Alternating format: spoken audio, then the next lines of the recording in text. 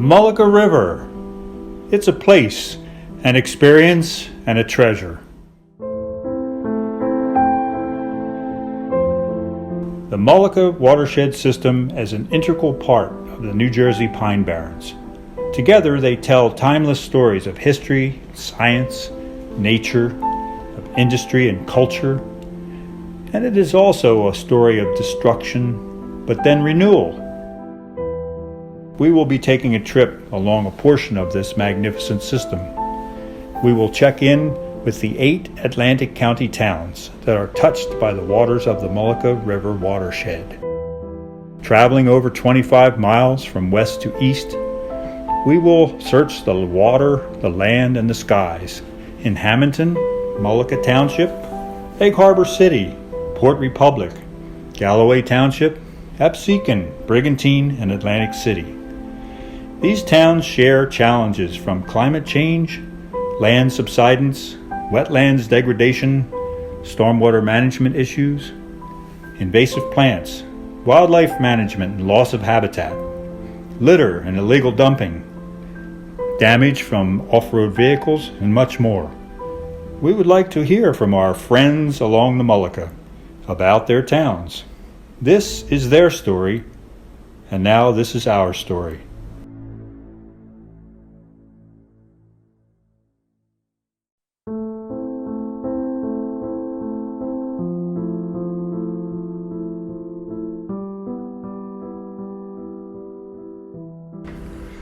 The links between Hamilton and the Mullica River watershed run deep in our history and have as many branches as the Mullica River itself.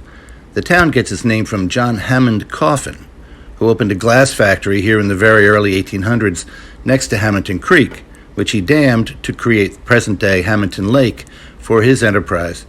He and others used the Mullica River to bring their goods to the markets of New York and Philadelphia, so the early integration of Hamilton with regional, national, and even international commerce was settled at an early date in our history. Of course, Hamilton's always had a thriving agricultural sector spanning products as varied as blackberries, raspberries, and peaches, and now blueberries and grapes, as well as potatoes, sweet potatoes, peppers, corn, and most recently, loofah. Many of those farms lie along various small branches feeding into the Mullica River, so pesticide and herbicide and fertilizer runoff make it important for the town to enforce stream buffer zones as strictly as possible. Invasive plants and other species are, of course, a problem in Hamilton, just like everywhere else. Particularly in a community so invested in agriculture, one of the more alarming new visitors to the area is the spotted lanternfly. And since their favorite host plant, the tree of heaven, often grows in disturbed and other locations, a lot of tree of heaven can be found here and there around town. So we're in the beginning stages of a public education campaign to help the Department of Environmental Protection to locate and destroy these pests before they truly get out of hand. We're also working on establishing a demonstrator pollinator garden in our Hamilton Lake Park to encourage residents and businesses to do the same, to preserve and protect native and other pollinators such as the monarch butterfly, bees, and others. Hamilton draws its drinking water from the underlying Kirkwood and Cohansey aquifers, the largest and perhaps cleanest aquifers in the state. So our interest in protecting the quality of the waters in our part of the Mullica watershed is strong. For years now, we have run a public education campaign to have people conserve water. We've restructured the rates for our water and sewer utilities to encourage conservation, and that has been very successful, especially during the summer months. We also implemented a comprehensive water fee rebate program to encourage residents to replace less efficient appliances with high-efficiency devices, including dishwashers, toilets, clothes washers, sprinkler systems, irrigation rain sensors, etc. That has also helped to save quite a bit of water. Our treated water goes into a number of slit trenches or settling ponds so that we can avoid discharging directly into Hamilton Creek. To keep these settling ponds well below capacity and improving our ability to stay out of the creek, we have implemented an extensive system of above-ground and below-ground drip lines that do double duty irrigating our soccer fields in the Moss Mill Recreation Complex. This beneficial reuse idea has helped us comply with the New Jersey Department of Environmental Protection and Pinelands Commission requirements, protects the downstream surface waters, helps recharge our aquifers, and has also helped us avoid the use of millions of gallons of fresh water on our fields while remaining safe for the many hundreds of children who use the playing areas. Additionally, we're working with the Association of New Jersey Environmental Commissions and the Pinelands Preservation Alliance and Rutgers University to introduce the idea of green infrastructure solutions to stormwater management in the town. We've created at least one highly visible pair of rain gardens at our high school, and we're working to develop a demonstration projects at the Hamilton branch of the county library, as well as in our Hamilton Lake Park, which always gets a lot of visitors. We've also begun to look more comprehensively at the condition of our aging underground stormwater infrastructure. We've begun to address years of neglect in cleaning these out sufficiently, and we're developing a plan for regular maintenance. We also have an extensive road and infrastructure repair and replacement program, which targets sections of underground utilities that need replacement. All of these should improve the quality of the surface waters going into Hamilton Lake, Hamilton Creek, and the other tributaries of the Mullica. We've come a long way in our 200 years, but we've never lost our appreciation for a natural environment, even though at times we didn't always treat it too well. Our understanding of the interdependence of all parts of our environment throughout the region has improved, and so too have the approaches we take towards development and other activities in the area.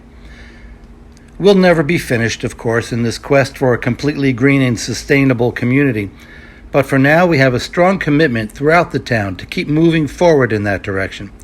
It seems pretty certain that addressing the challenges of aquifer protection, stormwater management, invasive species, and the growing effects of climate change on our people and our livelihoods will keep us busy for a long time.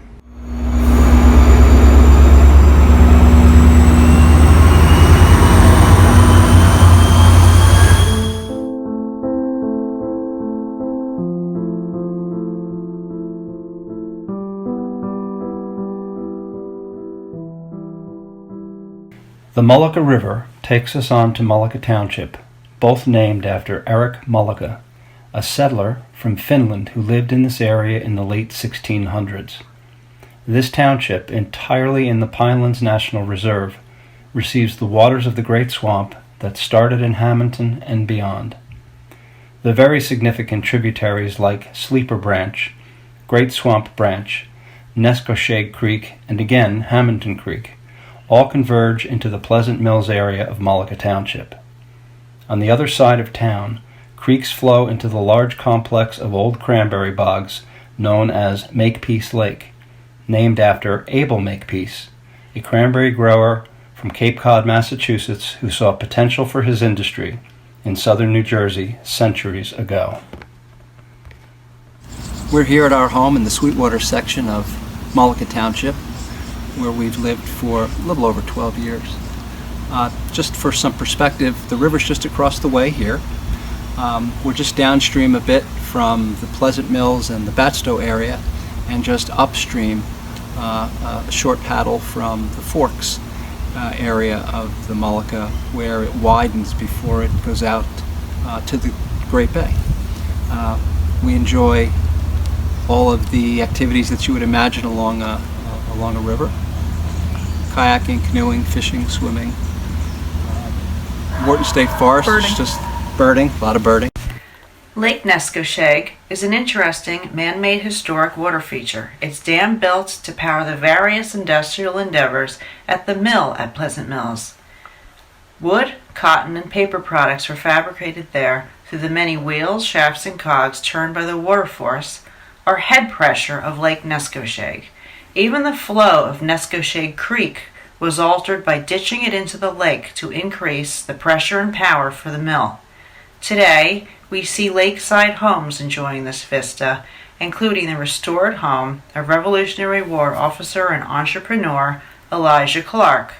Built in 1762, it is also known as the Kate Aylesford Mansion, made famous as a mythical place in the 1855 romance and adventure novel Kate Aylesford, Heiress of Sweetwater, set in the Revolutionary War period. The crumbling mill was used briefly in the 1950s as summer stock theater, where a young Alan Alda was one of the stars to perform on its tiny stage. This is actually the second dam on Hamilton Creek, known locally sometimes as Jackson Creek. Right over the dam, the water enters the Mullica and soon joins with the Batsta River at the Forks, once home to bustling commerce and great intrigue in the days of privateers and smuggling. Bulkheading is a 300-year-old traditional technique here. First, providing docking space for barges and ships, convenience for loading, and protection against erosion. Many generations of people, docks, and bulkheads have come and gone, but the technique continues today. It facilitates creation and maintenance of property lines while offering numerous opportunities for mostly recreational craft to dock. The disconnect between river and land is quite apparent, forcing water to funnel elsewhere during surge events. It is important that the land be kept available for absorbing the power of stormwater and extreme tidal events. Newer techniques can be deployed to make bulkheaded areas more productive for the tiny creatures that live on the edges of rivers, bays, and streams. It is very important to consider making some, if not all, of river edge yards and properties native in vegetation, thereby requiring little to no irrigation, pesticide, or herbicide usage. So it's important that Mullica Township uses the latest computer tools to chart and prepare for floodplain management, such as Flood Mapper. This will help the town and its residents to plan wisely to protect what is already built and to set aside areas to absorb stormwater.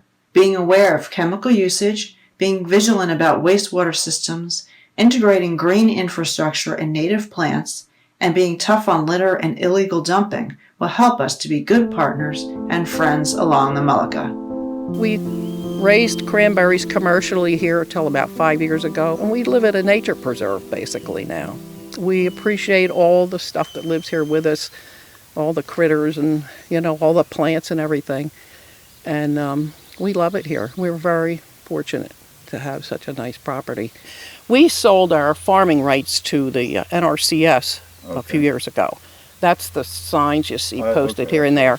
The only thing it did was sell the farming rights. It's still our land. We don't have to let people come on if we don't want to. Cranberries grow in a sandy, acid type of soil where there's water.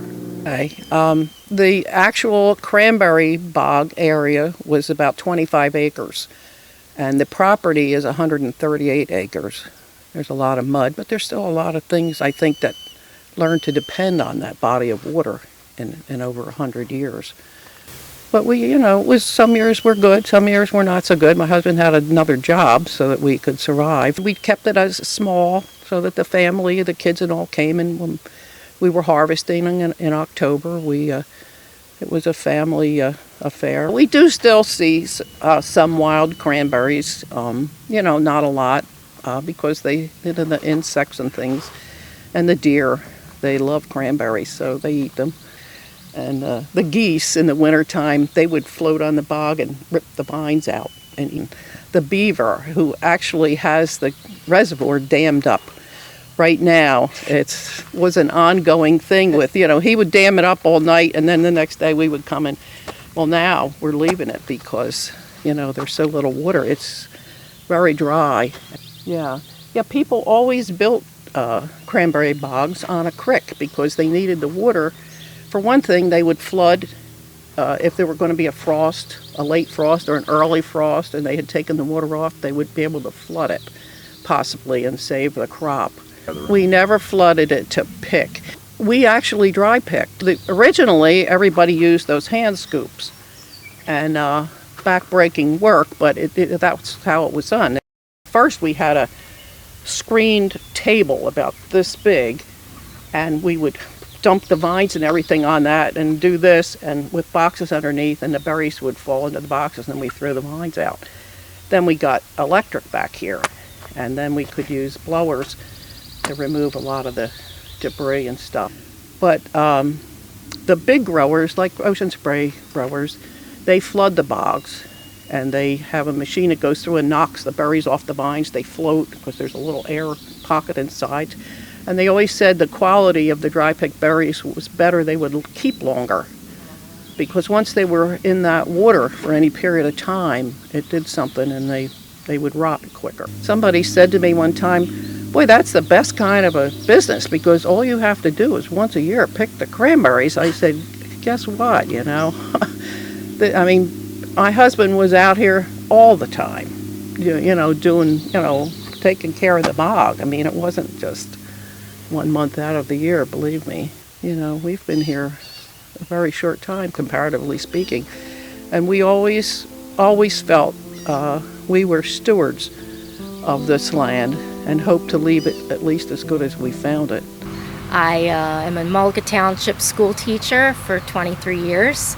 I'm highly involved with environmental and science studies at the school. I currently run the after-school program now, but have always been interested in science and nature and environmentalism. Mullica traditionally is worried about flooding in terms of when we've had long sustained periods of rain, where all of these upland swamps are designed to recharge a river system, and they will hold and retain or be a natural reservoir for all of this water. So when we have storms like Irene, and we have Hurricane Sandy, and we have excessive flooding, these areas can't handle the off-flow and the drainage, and they just literally, the water has to go somewhere, and so it goes to an area where there's less water, and so eventually they just fill up, and anywhere along creeks or tributaries, there are always problems with flooding. Along the Mullica River, when we've had the ground is saturated, it can't hold any more water, then you have issues with the river rising. Couple that with storms where we have blowout tides. Blowout tides are great because they allow everything to drain out. But if you have the opposite, like you had with Sandy, with the wind and water passing off the coast in a perfect storm, it just literally continued to drive water up, and you have water trying to discharge, and so literally the river rose. I've done a lot of artist in residency programs in school systems in New Jersey and Pennsylvania, and we do a lot of mural projects with the children in school, and when they see my art, they are inspired to do similar images on their walls in the cafeteria or in the hallways. And it's really, I just love being able to tell them the difference between a spine and a ray in a primary, secondary dorsal fins on fishes and sharks. And yeah, I love that teaching part of it. I started to get a lot of commission work from Rutgers University. They have such a great staff out there. I loved the connection with the students, and again, the love for the environment. They asked me to do a lot of work for them, some to raise money, images for sale, and some they did an estuary poster that I was asked to participate in creating the image for that. I told Pine Island cranberries. I told my friend we had a nice tour up there, and I said I would just love to snorkel when you flood these cranberry bogs, because there's frogs, there's so much wildlife in there.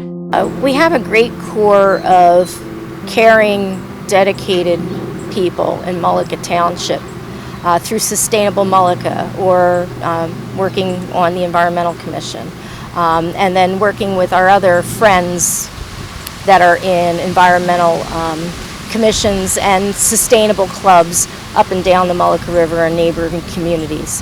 But here in Mullica, we do have a really wonderful core group. Sue Polk and Al Polk are responsible for running our Sustainable Mullica program, working with the school to maintain a great schoolyard garden. And then also a lot of dedicated volunteers and groups in Mullica that do roadside pickup to eliminate problems with roadside litter and debris. So the future is maintaining our partnerships with everyone and collaborating with government agencies, state, municipal, county, in order to be able to maintain the quality of life that we enjoy here in New Jersey. We're here at the Butterhoff family homestead. The Butterhoff family came from Germany, Johann, in 1854. The sandstone house that you see behind you became then the new homestead in the 1870s. Johann looked for a place to settle, raise a family, establish a homestead, and he happened to see an advertisement for the Gloucester Town and Farm Association settling a new community. So Johann purchased shares in Gloucester Town and Farm Association, and with a share you got your lot in town and you got 20 acres outside of town to farm. And so our family ended up with about 40 acres in this area. We farmed here, and from grapes ended up becoming, dairy production, basic farm production with chickens and eggs, and then all of the vegetable crops that you see. It's a Century Award-winning farm. It's recognized by the state. It's a beautiful section of Landing Creek with the cedar swamp that's right in the back over here, and the land did its job, and it allowed the people to be able to live off the land, and that's what's so important. It goes hand in hand. There's always a balance that we have to work towards. Some of our family has stayed because they recognize that love in the sand and the connection to the earth, and we wouldn't really want to move anywhere else because this is where we've called home.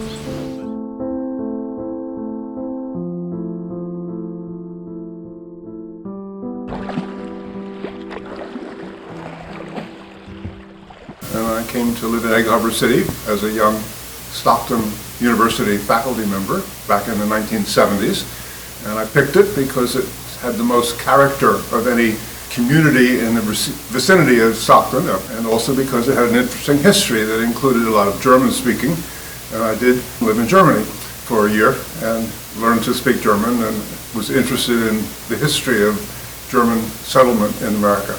Landing Creek, which is the main river that flows through Egg Harbor City, passes diagonally through the city, collects with Union Creek, which is a tributary on the other side of the city, and they both together flow out toward the Egg Harbor City Lake, which is our bathing area and recreational area, and which has another creek flowing through it called Indian Cabin Creek, and the two join up to produce the final Landing Creek that flows out to the Mullica River to the north. Before there was an Egg Harbor City, before there was a Gloucester Farm and Town Association for a German new colony in America, there was a Pine Barrens region that included this area and that used most of the local trees to produce charcoal so that they could then smelter iron as well as glass.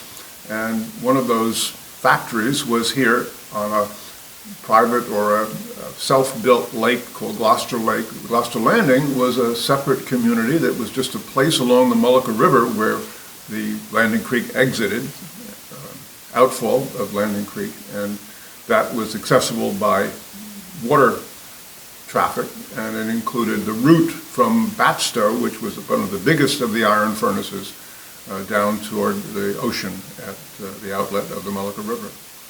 But that was a separate community that also had a hotel and had perhaps 100, maybe 200 residents. My name is Hazel Mueller. I have lived here my whole life, and I live right down from Landing Creek, and we swam there all the time. You'd swim all day. Where it was always ice cold, didn't matter how hot, because nobody had air conditioning. We swam all day. My mother went home and made dinner. We'd go back with a bar of soap at night, take a bath in the water, and that was it. It was a big part of our lives. We do have a problem with people dumping their belongings in the woods, and I know our city men try to clean it up. We try to report it when we see it. I do know that local people do this, and everybody has to help. Everybody has to pick up. The whole plastic issue has to be taken on by each community and each person. We need to take our bags into the store. We used to live without plastic, so somehow we need to go backwards a little bit, I think. One of those ancestral Germans was a guy named Charles Smith, who founded a sanatorium, which this building is the remaining component of, along with the serpentine that you'll see later. Diverted a stream called Landing Creek that runs through the town into a back and forth 6 4-legged, water-filled concourse that people could be taken through in order to gain the benefits of what was called cedar water, dark brown local stream water that had passed through the pine barrens and therefore picked up the residue called tannins. Behind me, you can see a good portion of the Serpentine Creek. That this is where it started. This is where the flow from the creek, Landing Creek, came through, and there was a mill back there, and people came into this part of the creek all the time to have their picture taken. We have so many pictures in the Historical Society of people standing in the water and bathing in the water, and it's beautiful to know that it's still here. The water is the same, and it's not disturbed, and it still has the essence of healing. This we like because it shows how deep the water was. I mean, if this guy could jump off a roof that high, right? Not only once, but twice. How do we know it's twice? Because you see a number of people here and a number of people there. They had to put a different plate in. And this shows you kind of how deep. We're not sure. We don't think that these women were standing. They may have been kneeling in the water, because that would be, quite a dip in there, And I've been told that they were not supposed to take the wetsuits off. They had to let them dry because it has something to do with your pores opening and closing when they get too cold. And of course, back then the idea was that, you had all these bad vapors built up in your body. And if you took them off, they would keep the vapors in, so you dry off slowly and the vapors leak out.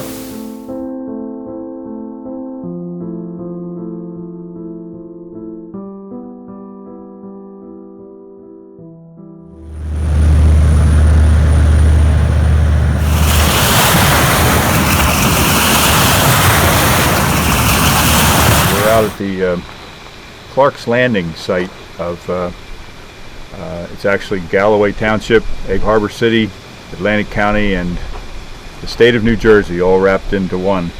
Originally it was the northern end of the Egg Harbor City project that they formed back in the 1850s, known as the Gloucester Farm and Town Association, and this was all visualized to be a shipping port and a place where immigrants would come from all over the world to join in the German settlement of Egg Harbor City.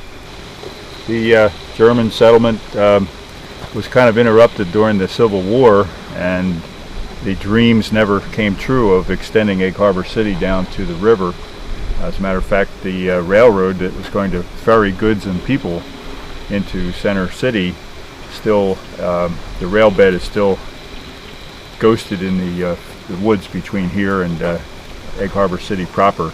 But to take it back quite a few notches, this was actually settled by Thomas Clark and his first wife Hannah were the first people to land here in the late 1600s. At that time it was Gloucester County, Old Gloucester, and later to become Atlantic County.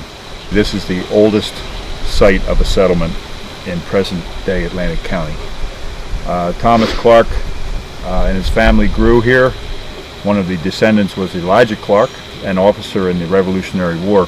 But basically Clark's Landing was gone by the Revolutionary War. So a lot of history down here. It's a great place to come to fish, to hunt.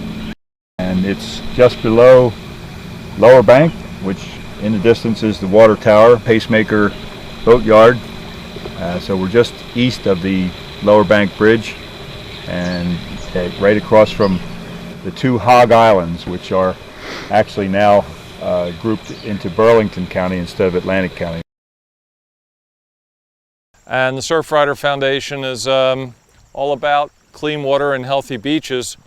I'm standing here at Clark's Landing on the Mullica River, about 10 to 12 miles upstream from the Atlantic. So for me, marshes are a really important part of keeping a healthy ocean and a healthy ecosystem. Sadly, we get a lot of trash in this area, and that eventually ends up in the ocean. This is our monofilament recycling container for fishing line, and we're at Clark's Landing still. And this is part of a Rise Above Plastics program of the Surfrider Foundation. We can see it has fishing line. We're at a pretty popular fishing spot here, so it's great to see that people are using it. And yet, oh, this is great. I'm not going to reach my hand in there because I see some fish hooks.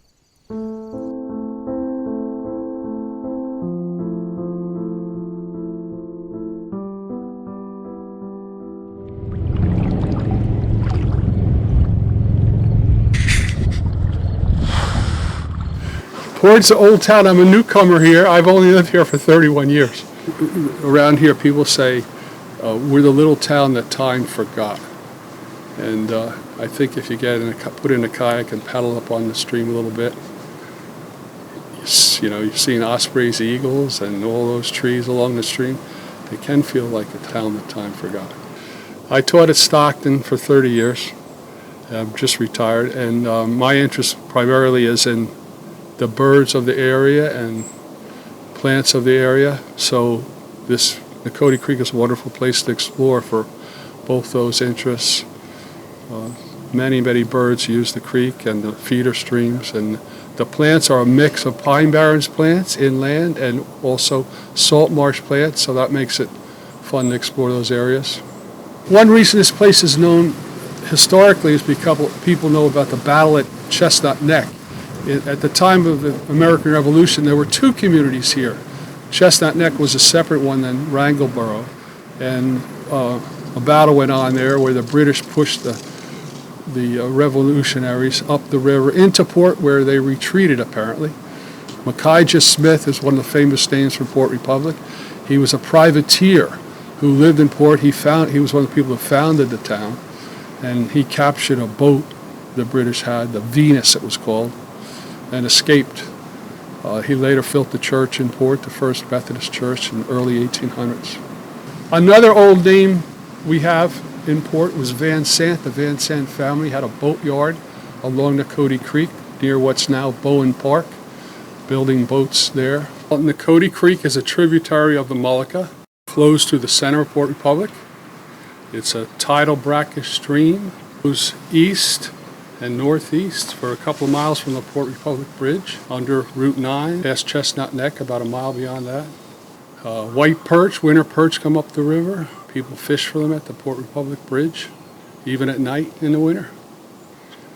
Climate change has affected port in subtle ways. When you look at the species of butterflies actually have changed in the 30 years we've lived here. But more obviously is how sea level rise has affected Nakoti Creek. The river has widened and narrowed over the centuries, and it's definitely widening now as sea level rise pushes more salt water from the ocean up the Mullica into all the tributaries, not just Nakoti Creek. There's like 4 or 5 streams that flow into Nakoti Creek heading toward the Mullica, freshwater streams bubbling up out of the pine barrens. Maddox Run is one. Bald eagles have nested along the creek between the Port Bridge and Route 9 for 18 of the last 21 years at least. There's a perfect spot for them. Pine trees on the river, and muskrats and diamondback terrapins they prey upon in the river also. The eels, amazingly, have come all the way from the Sargasso Sea up the Nakoti Creek, found their way over the spillway into Mill Pond, and then gone up these streams that are now dammed, and they're all the way. They live in Lake Fred on Stockton's campus. The university had to drain the lake in the early 2000s. They had to repair the spillway there. And they went to save the fish that were in the lake, and by far the most numerous fish in that lake were adult American eels, some of them 2 feet long. And they've come from up Nakoti Creek somehow.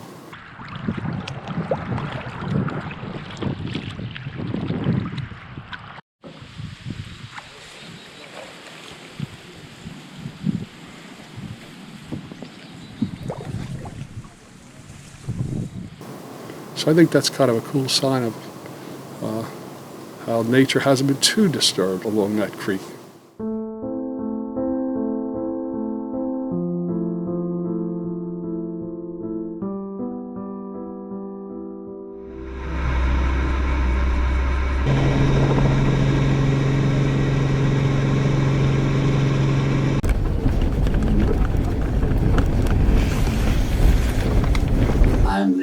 former director of the Rutgers University Marine Field Station, and currently as a retired emeritus professor, I'm continuing to work on a number of topics in the Mullica Valley, the Mullica River Great Bay watershed.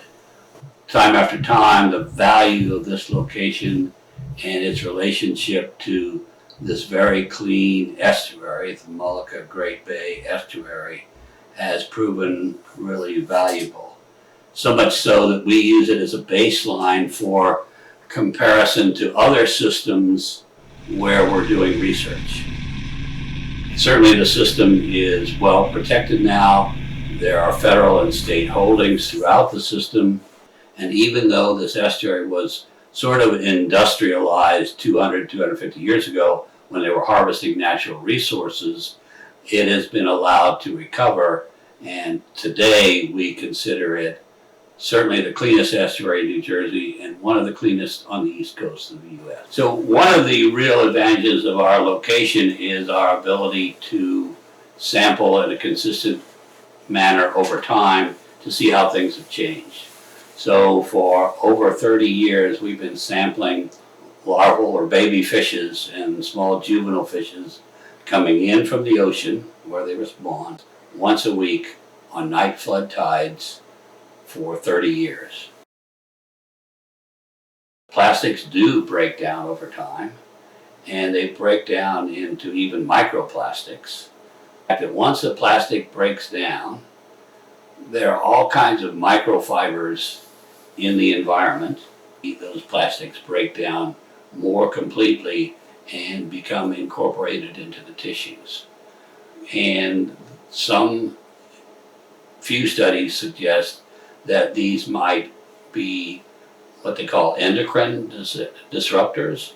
They're actually influencing sex determination and sex change in some animals. We have written a proposal to try to use our time series of larval fishes to see if their habit of ingesting these microfibers, microplastics, has changed over the 30 years that we've been monitoring the system.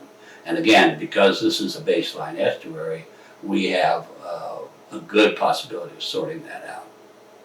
Our rate of sea level rise is about double the global average. This is occurring, as simply as possible, this is occurring because the last glaciers caused the land in South Jersey and Maryland, Delaware to bulge up, and now the glaciers have melted, that land is subsiding. So not only do we have global sea level rise, we have our land subsiding. The alteration of the meadows and marshes is an important consideration because edges everywhere, forest, marsh edges anywhere in any aquatic system are incredibly important. They cause a transfer of energy and food and animals. So anytime you want to understand how a system works, you have to understand the edges. Those edges are interacting with the water column all the time, every day, day and night, every week, every month, every year. So sediments come from two basic sources, particularly in the meadows, from the sand and silts that some comes from the ocean, some comes downstream with fresh water, but also some of that detritus, that broken down plant material, accumulates on the marsh surface. So those two things in combination decide whether or not a marsh can keep ahead of sea level rise or drowned in place. Right now, the accumulating evidence is our marshes are drowning in place. When the Garden State Parkway Bridge was built over the Mullica River, there's a newspaper article with a photograph that clearly shows Atlantic white cedars that they dredged up when they were trying to build the supports for the bridge, 40 feet down in the sediments. There is a freshwater saltwater interface that is pretty identifiable. So in this system, that occurs around Hog Islands, around Clark's Landing. There is an area upstream in the Mullica, right along the road to Lower Bank, where there are acres and acres of dead Atlantic white cedar. We use Atlantic white cedar as an indicator species because it can only grow in freshwater bogs. If it gets immersed for a couple of tides in salt water, it will kill a tree. The occurrence of ghost forests is an ecological indicator that every taxpayer can understand. Galloway Township's area, at 115 square miles, makes it the largest municipality not only in Atlantic County, but in the entire state of New Jersey. At one time, Galloway was also home to Mullica Township, Egg Harbor City, Port Republic, Absecon, Brigantine, and even part of Atlantic City. Those places each became incorporated municipalities of their own over the past 180 years.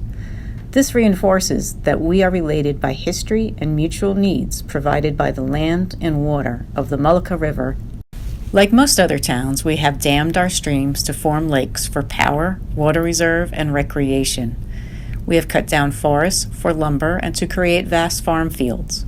We have fished and harvested clams and oysters, hunted the woods, skies, open lands, and waters for food, feathers, fur, and other products. We have used our meadows as dumps for waste materials, as fill areas for building and paving over. We have grazed livestock on them, cut them over and over for their salt hay, diked and drained some of them for crop production with ditches as property delineation, and even more extensive ditching for mosquito control efforts. All of these things have come at a cost, while providing livelihoods over centuries. Our streams carry litter, animal waste, lawn and commercial chemicals, as well as storm water runoff, down through these water features to the Mullica, our bays, and the ocean. Our shallow bays are affected by the slightest changes in salinity, pH, silting, as well as chemical and material pollution. Our huge amounts of wetlands, be they in salty, brackish, or freshwater areas, are less productive as the natural flooding buffers and incubation area of marine organisms and other wildlife as they are intended to be. Looking forward, we as friends along the Mullica need to learn from history, evaluate where we are now, and chart a more natural and sustainable future. Less trash in the water, fewer chemicals loose to be carried away, lower volumes and velocity of stormwater runoff, and better planning for extreme flooding events. Engineers and scientists have developed ways that we can mitigate and rebuild from our wetland losses. We can be more resilient in our buildings and our infrastructure, and we can also be smarter about where we build, and even make retreat and restoration a part of our strategy of working with nature and not against it. These are things that we can do as friends along the Mullica. Here at the Jacques Cousteau Reserve, our job is to take science and put it into the hands of people that make decisions about our coastal area. At the reserve, we work with the next generation, with our youth, and with our graduate students and undergraduate students at Rutgers to train them how to take science and translate it so that they can be informed decision makers of the future. The Jacques Cousteau Reserve serves as a host site for this AmeriCorps program in partnership with the DEP. Our local watershed ambassador works directly with school students, with volunteers, and with other interested citizens to educate them about the water quality and quantity in the Mullica River watershed. We also welcome the public through a Life on the Edge Interpretive Center, which is hosted at the Tuckerton Seaport. Here at the exhibit, visitors can be hands-on learning, understanding what they can do to be better stewards of our environment, as well as learning about how changes have happened over the past 50 years. These changes are things like land use changes, water quality changes, changes in species, and the way in which we think about it and try to protect our environment. You know, we have so much public land relative to our size, our state size, but we also have a lot of people. And when you have a lot of people surrounding a lot of public land, sometimes you get a really big problem with illegal dumping because it becomes easier and cheaper for some people who don't value that public land to bring their garbage and put it there instead of driving to the utilities authority or putting it out on the curbside.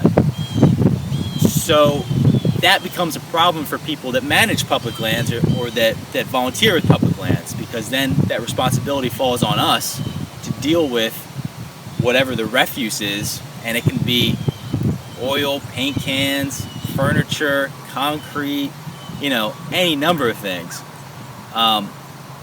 And where you see illegal off-road vehicle use, you often see illegal dumping, because the problems result from the same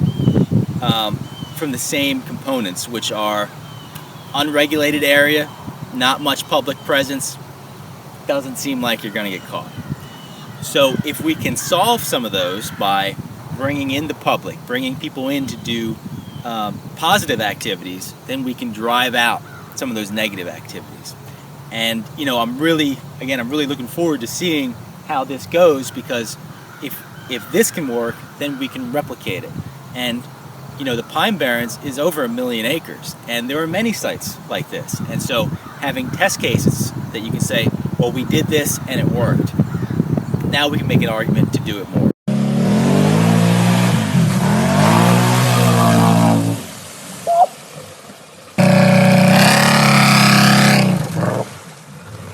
So we have been in talks with the East Coast Enduro Association, and we came to a basic agreement on what public lands management of off-road vehicles should be, and that includes having a permitted system for some types of events to continue. So we're focused on working with those who are organized, responsible, want to have some regulated use of the place, against those who want total free-for-all, unregulated, do whatever you want, whenever you want. And I think we're making good progress there. Our main issue right now is just getting the Department of Environmental Protection to really take a strong stance. One interesting avenue that we could pursue is trying to replace the recreational activity of off-road vehicle use with something that's better for people and for the environment and our landscape here. And one thing that I think would satisfy the adventure component of off-road vehicle use are mountain bikes, because not only do you get a great physical benefit, you don't have the impact on the land that off-road vehicles have. But it's fun. You can explore, you can go pretty much anywhere, as long as, we still want it to be on a regulated trail of some kind, but, it has all the good components of off-road vehicle use and other recreational uses without really any of the bad components.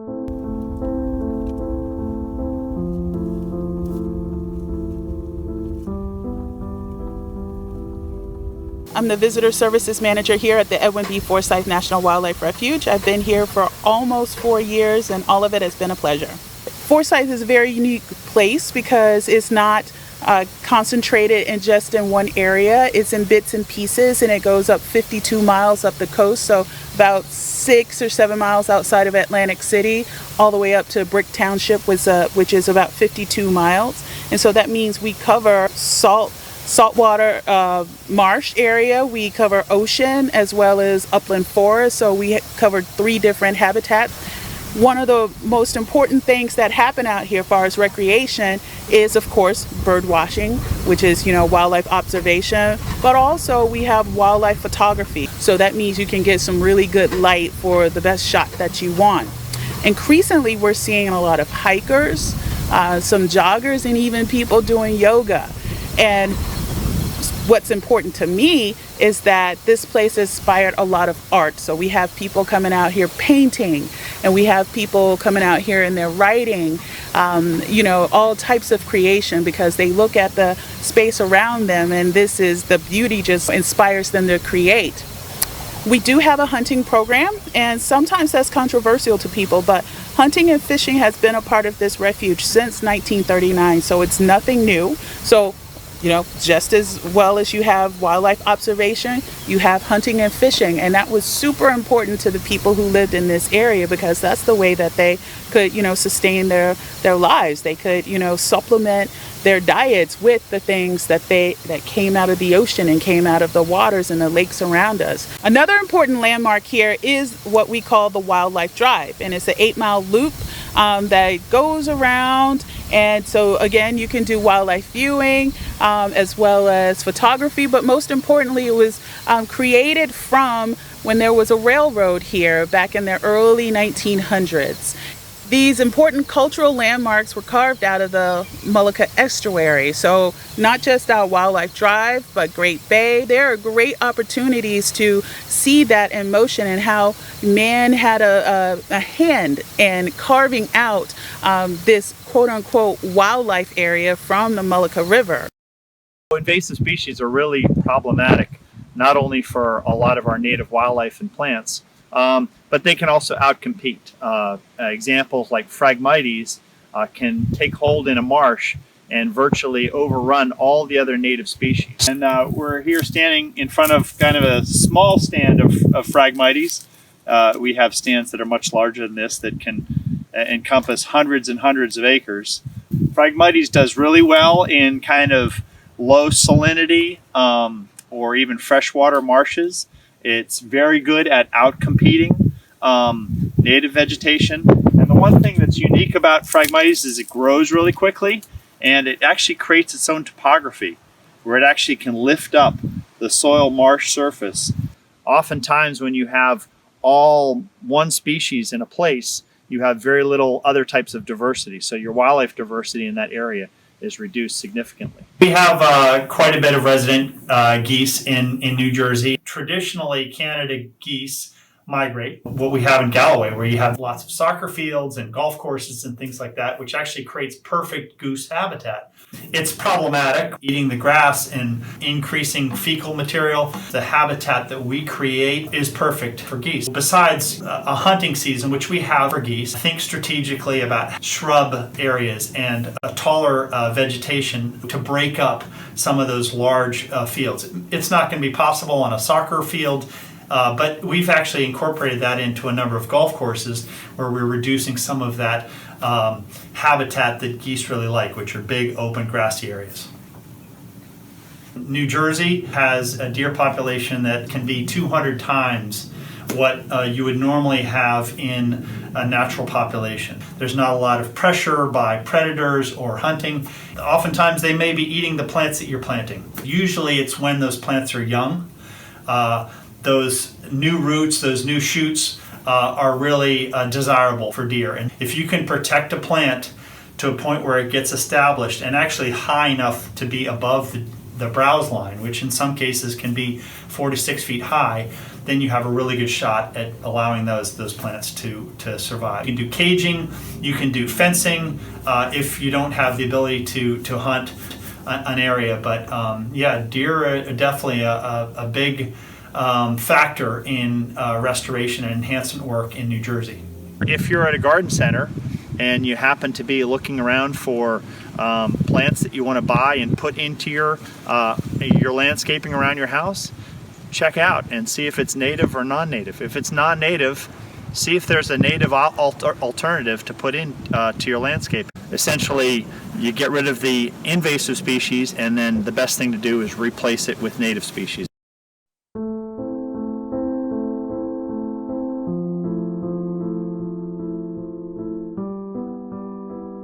Hi, I'm Rory Herndon, a resident here in Absecon. This is Fawn's Landing Park on Absecon Creek. This has always been the main defining water feature for the place the Lenni Lenape Native Americans call Absegami, or Little Water. We can all contribute to being good partners with our friends along the Mullica. Hi, my name is Kim Horton, and I'm the mayor of the city of Absecon. We are connected in many ways with our neighbors and friends along the Mullica, historically and environmentally. Like many towns along the coast, we built small and large ships along our navigable creek. We harvested the bays and ocean for fish and shellfish, like Native American Indians before us. Ship captains and captains of industry built homes that are preserved and liked in here today. Our Absecon Creek mixed with the Mullica and Great Egg Harbor estuaries and the waters of the Atlantic Ocean. We have gone through periods of pollution from raw sewage and chemicals over the years, but now we have halted most direct source pollution. We are connected to the Atlantic County Utilities Authority sewage system and have raised overall water quality. However, we still have work to do. We need to work on non-point source pollution like fertilizer, herbicide, and pesticide runoff into storm sewers. We need to reduce litter by reducing plastic trash and maintaining strict trash and recycling handling to keep these materials out of our water bodies. Our connection road to Absecon Island, where Atlantic City is located, is the famous old White Horse Pike, or Route 30. Along that road built on the marsh have been and still are motels, a small novelty village, gas stations, a concrete mixing plant, a drive-in theater, and even a thrill show. The Absecon Ski Follies was carved out of the wetlands. Over 3 centuries ago, farmers and ranchers planted crops, harvested salt hay, and grazed their cattle on the meadows. They filled in animal dens, constructed dikes and gates to control water flow, dug deep and wide ditches to delineate property lines, and bring their work barges into the uplands. Mosquito ditching carved into these wetlands even more extensively. Strong storms and wetlands erosion have silted in much of Absecon Bay, so that our historical channel needs to be dredged periodically for passage by boats. I remember bringing my little brother here for swimming lessons. It was surrounded with concrete walls and walkways. There wasn't anything natural about this area except that it used creek water. It did not allow the meadows to function as a sponge around it to help prevent flooding. Thanks to the vision of our former mayors, city managers, and council, and of course grant money as we can enjoy the scenery, or perhaps a picnic lunch, are wonderful attractions for the city of Absecon.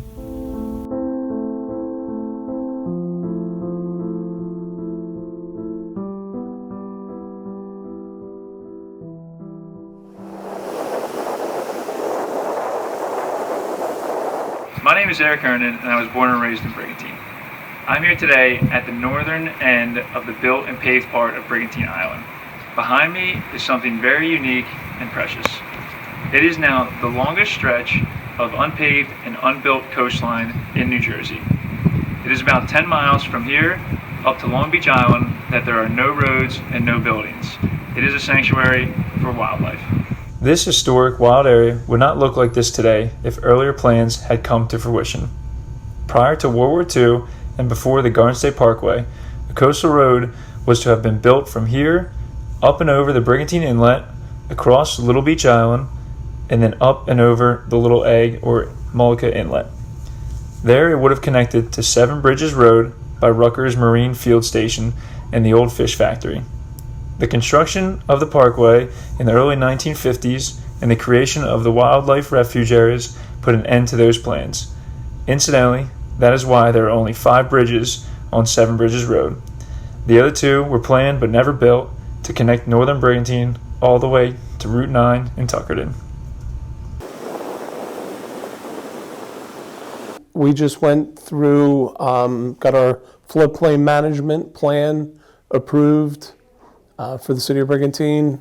We are looking to lower our flood insurance premiums for the residents of Brigantine. We do that through a lot of the stormwater management plan that we've implemented, pumps that we're installing throughout the island to get the water off of the streets quicker after a high tide or a storm like we had with Sandy. Through the efforts of the Green Team, We've done quite a few rain barrel workshops. We do a beach plum planting through the green team every year, and through Public Works and the green team, we plant dune grass in a lot of the areas. We are an engineered beach. Army Corps of Engineers does our beach maintenance. We take pride in our beaches, keeping them clean. The 1944 storm, the 1962 storm, and then of course Hurricane Sandy was the really three that come to my mind that impacted Brigantine a lot. Hurricane Sandy was more of a bay event. Our bays flooded. 62 storm, we had a lot of ocean event because I guess the dunes weren't as big in 62 as they are now. We didn't have floodplain management. A lot of things came into effect, and Hurricane Sandy showed us some of our vulnerabilities that we are now in the process of correcting. We are very proud that we were able to get our plastic bag ban ordinance passed. It went into effect in 2019. We've seen great success with it, and it's something that the Green Team is very proud of. We were able to get a balloon release ordinance passed a few years prior to having the plastic bag ban passed, and it's been, very successful. We take it seriously, especially since we're here on the ocean. Brigantine is proud to be the home of the Marine Mammal Stranding Center, which is New Jersey's only facility that aids in marine mammal strandings. So Brigantine's Farmers Market is a green market, and every year since we began, we added a sustainability thing. So we started off with no water bottles, no plastic bags. Every year we add something. So we had no straws, no plastic straws were added, no styrofoam containers, no plastic spoons. So every year, we just baby steps. We're adding things that truly make it a green market. So Brigantine has an ordinance in place that went into effect a few years ago that doesn't ban bamboo, but if you have bamboo, it has to be contained. You can't just grow bamboo for cover and let it run wild.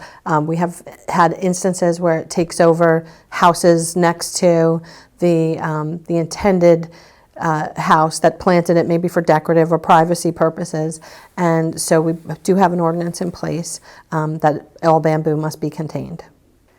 So we're very fortunate in Brigantine that we can drive on the beach in designated areas during designated times. The north end of our island is a beautiful beach that goes on for miles without any structures, and it's a beautiful place that the piping plovers seem to have loved as much as we do, and they rest there and they enjoy the area there, and we cannot drive on the north end of the beach during piping plover season. We took a look at how we could improve beach habitat along our coastline. We have a good culture of respecting the dunes in New Jersey, but we found that while the dunes are respected and protected, the back beach is often subject to disturbances, and most importantly, beach raking. So what we found is that if we're able to quantify where the recreation occurs on the beach and where the beach vegetation naturally grows up, we can create what we like to call compromise management, where we can keep the beaches open for their full recreational uses while setting aside small strips of buffers in front of the dunes where these plants will not be disturbed and allowed to grow up. And the value to that is these annual beach plants that grow up can then help collect sediment that feed the dunes and create young dunes that we like to call incipient dunes.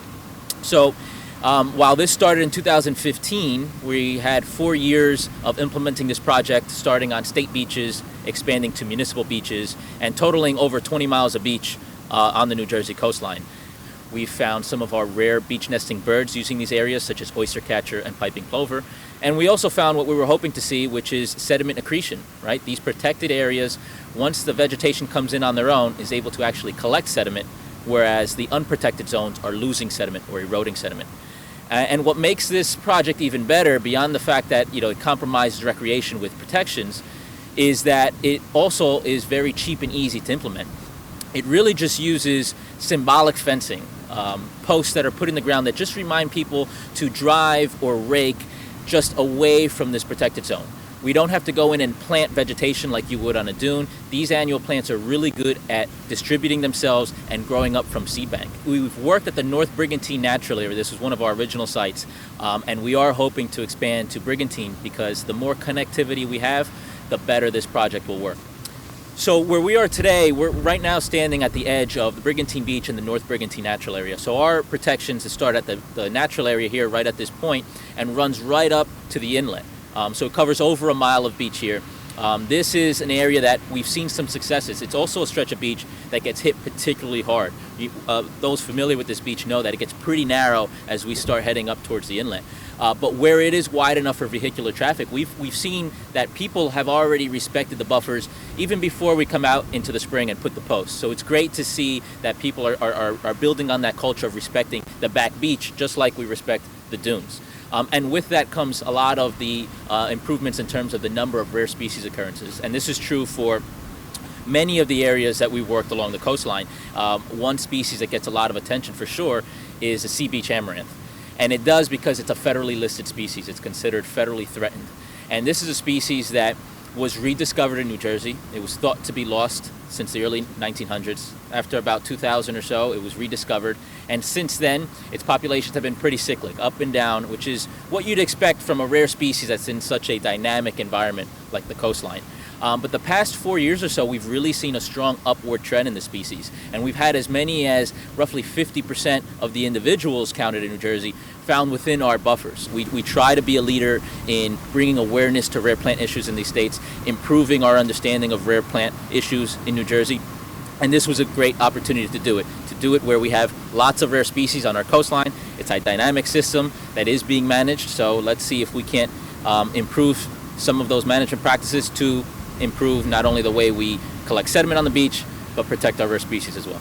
A limited example of natural beach dynamics in this area is Little Beach. It's an area that's really kind of been left alone and hasn't been developed. It's actually at this point difficult to get access to, but having been fortunate enough to visit it just a few months back, you can kind of see how different it looks from many of the other areas on our coastline. We have an interesting diversity of species. You can still see kind of the natural dynamics, the fact that this island is moving and shifting as they would normally. So it's nice to have that piece of wild island still in New Jersey, and it is nice to be able to contrast that to some of our more built up or otherwise recreationally used sections of beach in New Jersey. So it's a great comparison that we have right here in this part of the state.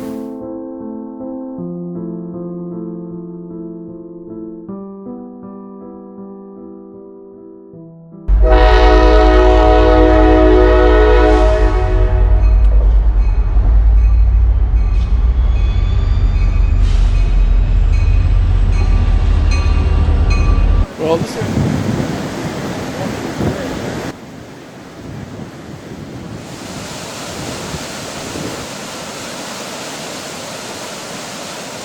we're on what's called City Island here in Atlantic City behind Venice Park.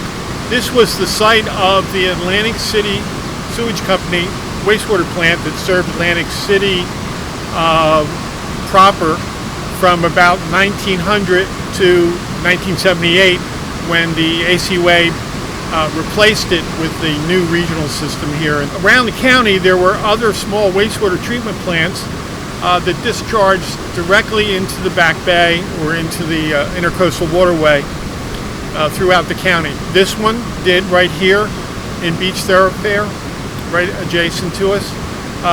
Brigantine, you know, the famous cove area where everybody goes now, that used to be unswimmable because there was a wastewater treatment plant serving Brigantine, the primary treatment plant there.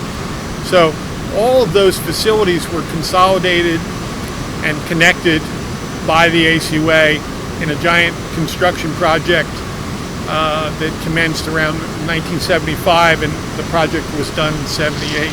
We can see the pipe right here that takes the treated effluent, which means it's already done, treated, and it's ready to go back into the environment. It goes all the way down to Raleigh Avenue in Atlantic City and goes out 3.5 miles and is discharged into the ocean. It's what you would call 99% clean, and then there's no pollution. And this is a secondary treatment plant, so it's a higher treatment level than all those old plants. But all the water bodies I mentioned earlier were condemned to shellfish. So if you went fishing or swimming, you really shouldn't. There would have been a health advisory not to do that. Shellfishing clammers in Lakes Bay and here behind Atlantic City and behind Brigantine, they would transfer their clams that they caught, take them up to Great Bay at the mouth of the Mullica River and let it stay there for a year to cleanse themselves. So within a couple years of this plant being online, all of those waters were cleaned up and were swimmable and fishable. So that's the accomplishment that this facility and the system that supports it has allowed to happen. So the connection between wastewater, which is traditional sewage from our homes and businesses, and stormwater, which is street runoff from parking lots and streets and so forth, is not as unconnected as you might think. Now, in the major cities, they are literally connected, and that is a major issue. In this region, none of the sewer systems were built as combined systems that had sewage, sanitary sewage, and stormwater connected. However, there is leakage that happens in particularly this area where there's lots of flooding on the islands. So what happens in high rain events or high tide events is the water leaks into the sanitary system. So we'll see here normally 30 million gallons a day. During a big storm event, it'll go up to 60, 70 million gallons a day. Well, that doesn't mean more people were flushing their toilet that day. It means that water was seeping into the vents along the curbs in towns and municipalities. The groundwater has risen to the point where there's leakage into the sewer plant. There's always some leaks.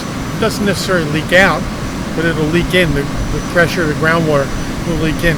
So green infrastructure, which is to reduce the amount of stormwater that even gets to the street and is bypassed either on site and doesn't get into the street or the parking lot. So there's been a benefit, and in a sense, over time, those initial pineland standards are beginning to be adapted and put into place in statewide regulations in New Jersey and around the country to basically try to keep all stormwater on site or minimize the amount of stormwater with green roofs, rain gardens, and there's dozens of techniques to do that. The two towns that really don't have any city sewage service and are not served by a centralized plant like this is Port Republic and Mullica Township. So people depend on septic systems. As far as septic systems that are in place now, or the areas that are served by septic systems, it starts in Hamilton, in the rural northern part of Hamilton, outside of the city. We're blessed in this part of the country, but particularly here in New Jersey and even here in South Jersey, that we have plentiful and inexpensive drinking water, potable water available to us. 95% comes from groundwater wells, not from the Atlantic City Reservoir or some other reservoir. So it's stored in a giant reservoir underground, which is sand, and it's pretty clean. On the long term, the most environmentally appropriate way is that this 30 million gallons a day would be much less, and it would be somehow used.